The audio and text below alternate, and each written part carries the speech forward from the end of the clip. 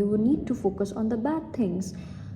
Yes, you need to focus on the bad thing. वो इंसान चाहे जितना भी अच्छा क्यों ना हो, बहुत ही मतलब perfect 100 10 on 10 हो, but you need to focus on the bad things, on the bad nature of that person, bad lifetime. If you ever happen to truly, genuinely fall for a person, you can never forget or erase that person from your life. It's just that आप accept कर.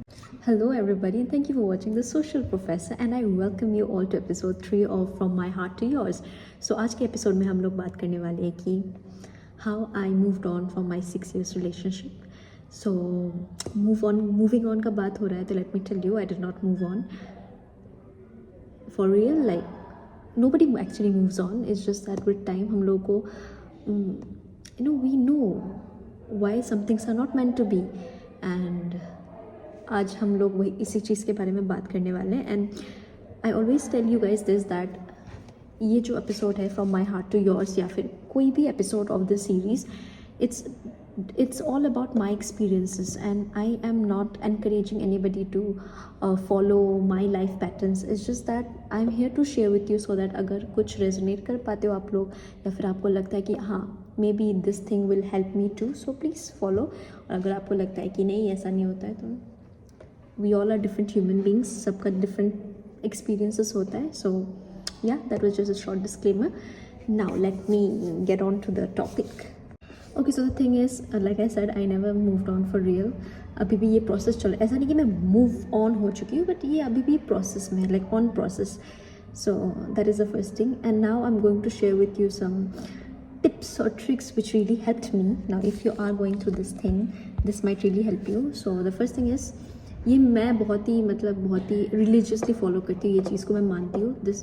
This is like, it goes like out of sight out of mind. तो कभी भी अगर आप किसी भी चीज़ को भुलाना चाहते हो तो जस्ट आउट ऑफ साइट कर दो, तो वो बेसिकली धीरे धीरे ना आउट ऑफ माइंड होता है. It's like a science.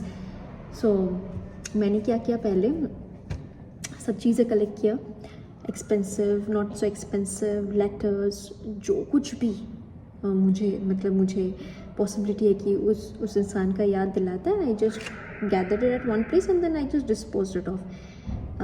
Because when I knew that it's not going to, I'm not going to keep it in my life, so I thought it's better कि just out of sight, out of mind. I just literally wanted to throw that 6 years of my life out, because that was वही होना चाहिए था basically.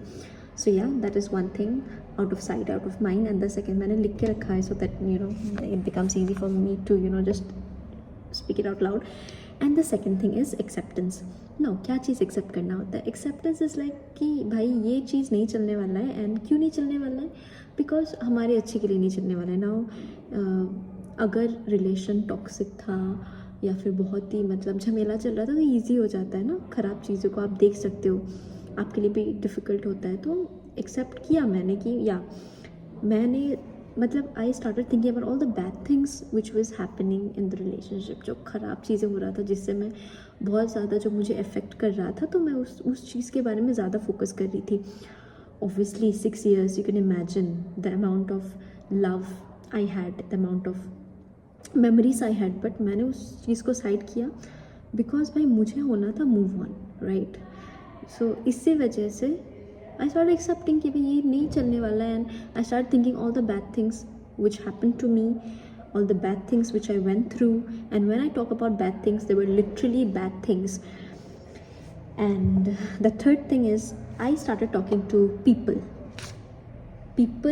from both the genders, okay, male, female. मैं बात करने लगी, बहुत ज़्यादा बात करने लगी, And why? Because see, now you might come across podcast and all the motivational speaker जो आपको बोलेंगे कि you don't need to look for rebound. मैं ऐसा नहीं बोल रही कि एक से ब्रेकअप हुआ दूसरे को, no, I'm not saying that. But मैं जैसे इंसान हूँ, I need to talk my grief out. मुझे ऐसा लगता है कि मैं जब भी परेशान होती हूँ, जब मैं दर्द में होती हूँ ना, तो मुझे ये I need to share anything. For me, communication is the key. कुछ भी होता है, मैं communicate करती हूँ तो वो चीज़ निकल जाता है. तो मेरे लिए बहुत ज़रूरी था कि मैं किसी इंसान से बात करूँ. So I started talking with people. and not necessarily I was talking to them about my breakup. No, I just started talking about this, that, blah blah, whatever I wanted to. I started talking to people, and then बात करते करते understood कि यार दुनिया में बहुत सारे different types of people होते हैं, जो मैंने ये 6 सालों में I did not do it because typically copy बहू. So yeah that is why. And then the last is closure. Closure मैंने अपने आप को दिया. देखिए कभी कभी ऐसा होता है कि सामने वाला इंसान कभी अपना गलती नहीं मानेगा. And I will not say that my relationship went south because of the other person. I was also there, so it's always a two-way thing, right? एक हाथ से ताली नहीं बजता. You need 2 hands to clap. So yeah, maybe I had my own mistakes. Maybe there were mistakes which I made too. But then मैंने अपने आप को ये क्लोजर दिया कि मैंने एक लिस्ट बनाया पूरा बैठ के कि इन 6 सालों में क्या क्या अच्छा हुआ मेरे साथ because of that human being, and क्या क्या बुरा हुआ मेरे साथ because of that human being. So फिर मैंने बनाया तो ज़्यादा बुरा वाला ज़्यादा था, तो मेरे लिए ईजी हो गया था. सो या this were the things which I did and it helped me. मुझे बहुत हेल्प मिला इन चीज़ों से.